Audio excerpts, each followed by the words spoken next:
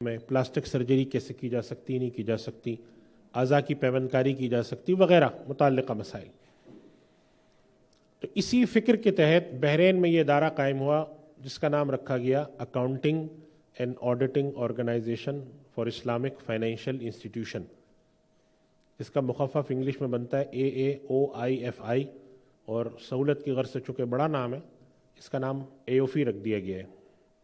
اب اس کو AOFI کہتے ہیں، انگلش میں بھی کہتے ہیں، عربی میں بھی یہی کہتے ہیں۔ اس ادارے کا بنیادی مقصد یہ تھا کہ پورے مالیاتی نظام کو جب ہم اسلامی اصولوں پر چلانے کی کوشش کریں، بینکوں کو اسلامی طریقے پر قائم کرنے کی کوشش کریں، انشورنس کمپنی کو قائم کرنے کی کوشش کریں، فنڈ مینجمنٹ کمپنی کو اس پر قائم کرنے کی کوشش کریں، ایسٹ مینجمنٹ کمپنیوں کو جب ہم کنورٹ کریں،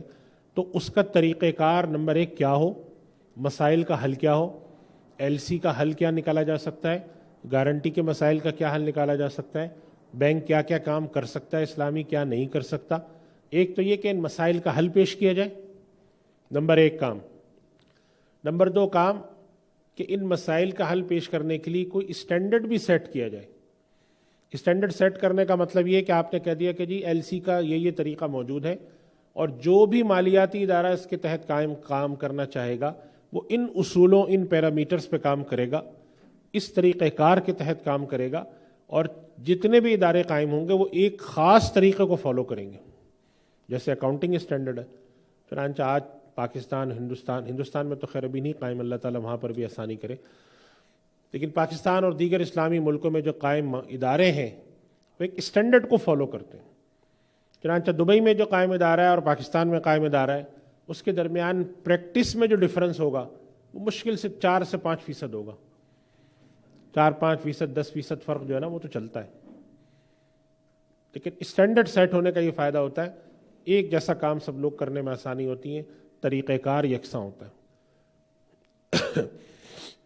یہ عالم اسلام کی ایک بہت بڑی کوشش ہے، اور اس کی افادیت کیا ہے؟ میں ایک تو اس کی افادیت، 2 چیزیں ایسی ہیں جس پر میں آپ کے سامنے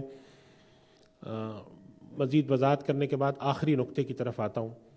پہلی بات تو یہ ہے کہ ان اداروں کا طریقہ کار کیا ہے، اور دوسری بات جس کی طرف توجہ دلانی مقصود ہے وہ یہ ہے کہ اس طرح کے اجتماعی غور و فکر کے ادارے سرکاری سطح پہ بھی قائم ہوتے ہیں اور افراد کی سطح پہ بھی قائم ہوتے ہیں۔ پاکستان میں ضیاء الحق صاحب مرحوم کے زمانے میں کوشش کی گئی تھی، اور انہوں نے ایک ادارہ قائم کیا تھا جو کہ بہت موقر علمی ادارہ ہے، کہ یوں کہہ لیں کہ وہ ادارہ موقر علمی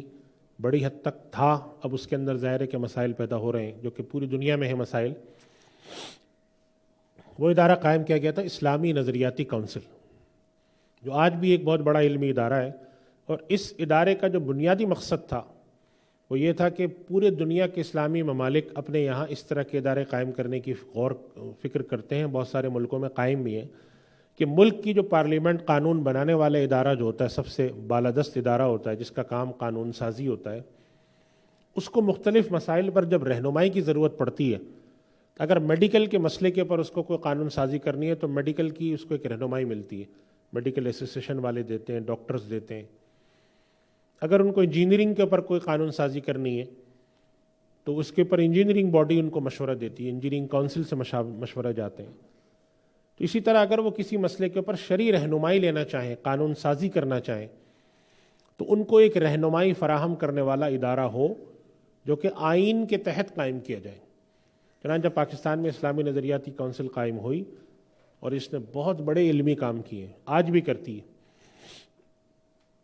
اس کونسل کا بنیادی کام کیا ہے کہ مختلف معاملات کے اوپر حکومت وقت کو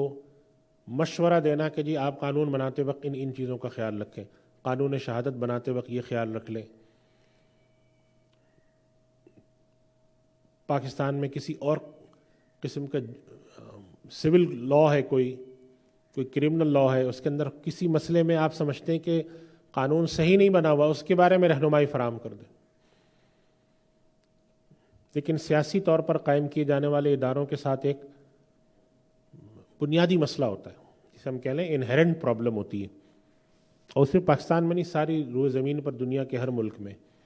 اور وہ یہ ہے کہ جو ادارے حکومتی سطح پہ قائم ہوتے ہیں ان کے اندر کہیں نہ کہیں سیاست داخل ہو جاتی ہے. ان کے اندر کن لوگوں کو لانا ہے تو ان کی بنیاد میں کبھی کبھی سیاسی عمل دخل ہو جاتا ہے. اس میں ہمیں یہ نہیں سمجھنا چاہیے کہ صرف پاکستان میں ہوتا ہے. دنیا کے ہر ملک کے اندر ایک طبعی طور پہ اس کے اندر یہ چیز آ جاتی ہے. پاکستان کے اندر بھی آئی ہے, دنیا کے اور ملکوں میں بھی ہے, وہاں پر بھی آئی ہے کہ جو حکومت کو یا عوامی سطح پر اجتماعی رہنمائی فراہم کرنے کے ادارے ہیں, اس کے اندر جن لوگوں کا تقرر کیا جاتا ہے تو ان لوگوں کے تقرر میں بسا اوقات سیاسی عمل دخل ضرور ہوتا ہے. یہ ہمارا آج کا موضوع نہیں ہے, لیکن میں ایک یہ بات آپ کے سامنے رکھا ہوں کہ عالم اسلام میں حکومت کے علاوہ افراد کی سطح پر, جسے ہم کہتے ہیں کہ پرائیویٹ لیول پر ادارے کیوں زیادہ کامیاب ہوتے ہیں, اس کی وجہ یہ ہوتی ہے کہ اس کے اندر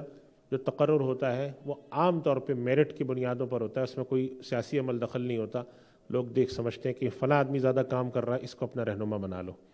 یہ اس کی بات چلتی ہے. اس کے مقابلے میں جو اس طرح کے ادارے ہوتے ہیں تو اس کے اندر یہ مسائل آ کے کھڑے ہوتے ہیں. حالانکہ یہ ادارے بہت قیمتی ادارے ہوتے ہیں, بہت مفید ادارے ہوتے ہیں.